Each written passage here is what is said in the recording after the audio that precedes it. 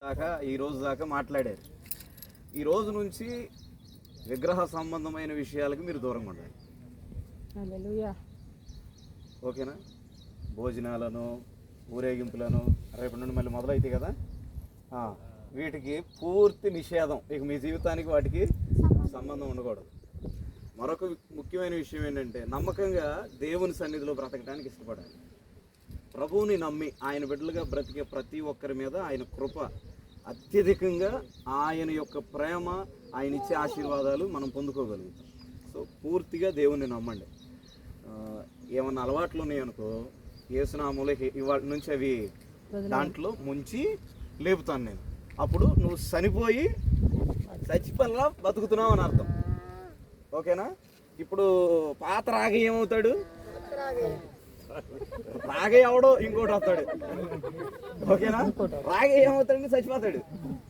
ఓకేనా? సాంబయ్య ఏమవుతాడు? సాంబయ్య పోతాడు, మళ్ళీ కొత్తగా లెగుతాడు. అసలు ఇంకొక వ్యక్తిగా లెగుతాడు. లేచాక పేరు పెడతాం. ఓకేనా? పర్వాలేదులే.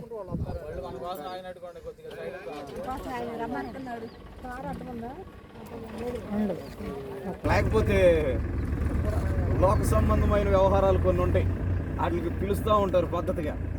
పిలిచి నేను పెడితే తినవా ఏంటి, నేను ఇస్తే తీసుకోవా ఏంటి అని కాస్త ఇబ్బంది పెడతా ఉంటారు. వీటన్నిటిలోనూ కొద్దిగా దేవుని బిడ్డలుగా బ్రతకడానికి ఇష్టపడాలి.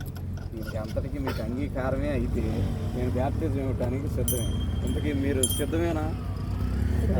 పొందటానికి ఎవరైనా ఇబ్బంది పెట్టారా? మరలా అడుగుతున్నాను.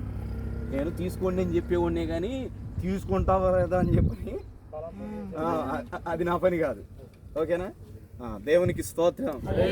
వారు ఇచ్చిన సాక్ష్యాన్ని బట్టి, దేవుడు నాకు ఇచ్చిన అధికారాన్ని బట్టి వీరికి తండ్రి, కుమారు, పరిశుద్ధాత్మ నామం పేరట బ్యాప్తిజం ఇవ్వడానికి సిద్ధపడుతూ ఉన్నాం.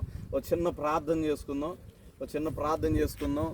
తల్ల వంచుదాం, కళ్ళు మూద్దాం, ప్రార్థన చేసుకుందాం. స్తుతిగీతి కాక ఒక చిన్న ప్రార్థన చేయి తల్లి.